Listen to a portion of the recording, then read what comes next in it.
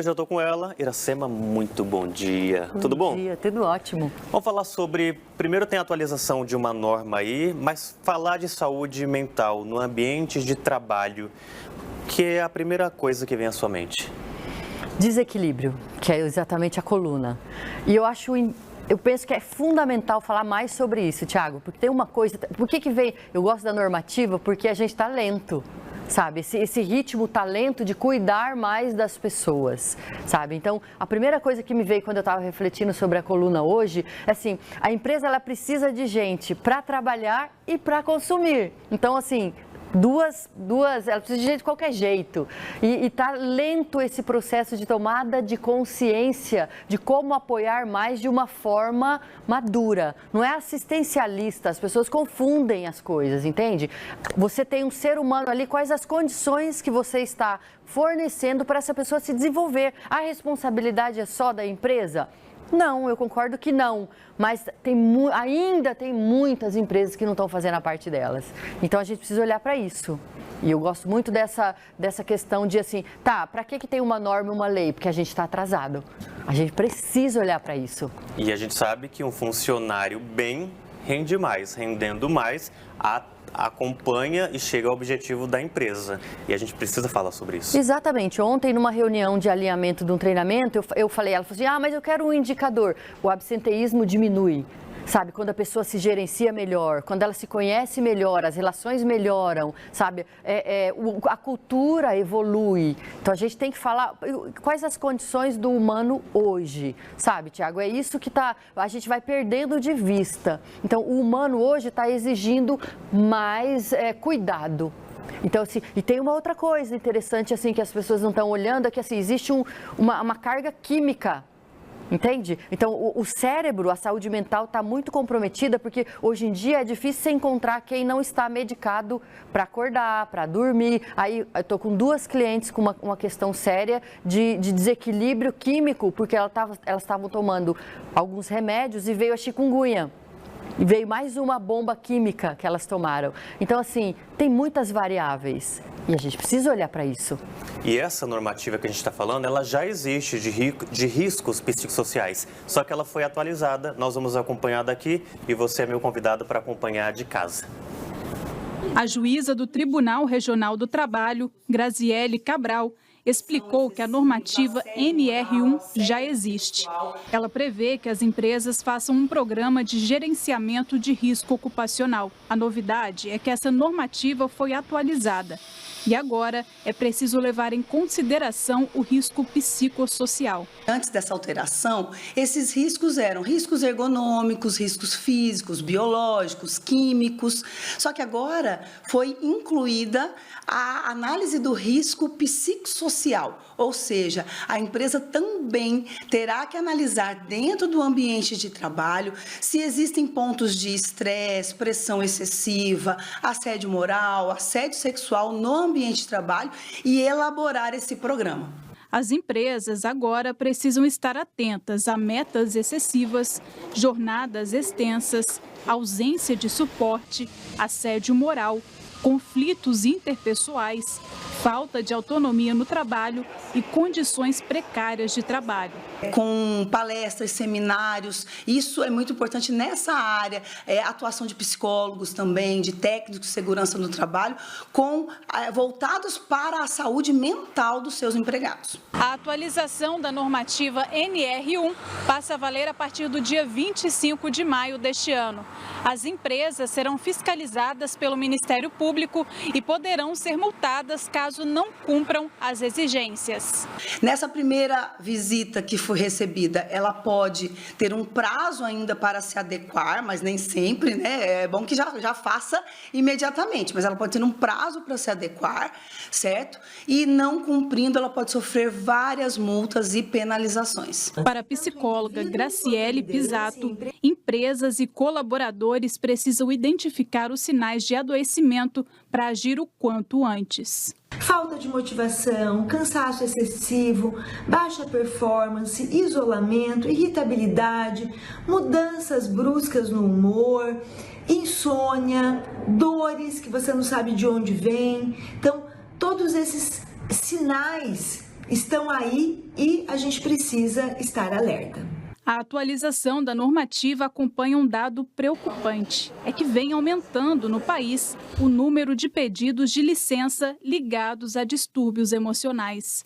No ano passado, foram mais de 470 mil por questões de saúde mental.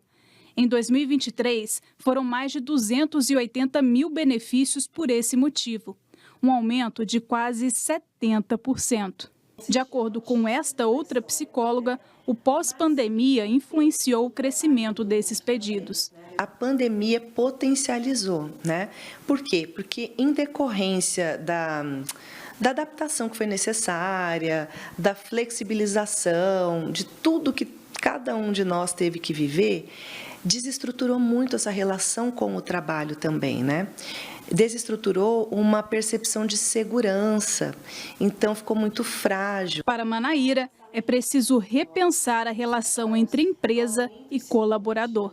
É um resultado de um contexto social da contemporaneidade. Não é uma empresa X e Y, né?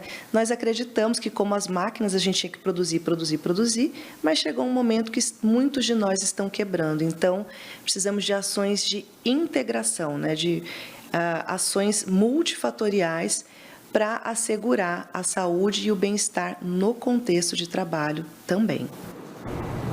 A gente está numa realidade que uma normativa é um papel, mas a aplicação dela, a responsabilidade do funcionário, do gestor, da empresa, de todo mundo? De todo mundo. E, Tiago, eu penso assim, existe uma aceleração de uma rota de colisão, foi isso que a pandemia fez. A gente já estava nesse caminho. A pandemia veio, acelerou, falou, olha, acordem. Mas eu trago sempre primeiro para o indivíduo. Você está fazendo a sua parte? O que está te impedindo de se posicionar? Por exemplo, eu vou criar a normativa NRF e NRL. Indicadores de felicidade. Vamos criar os indicadores de felicidade neste ambiente?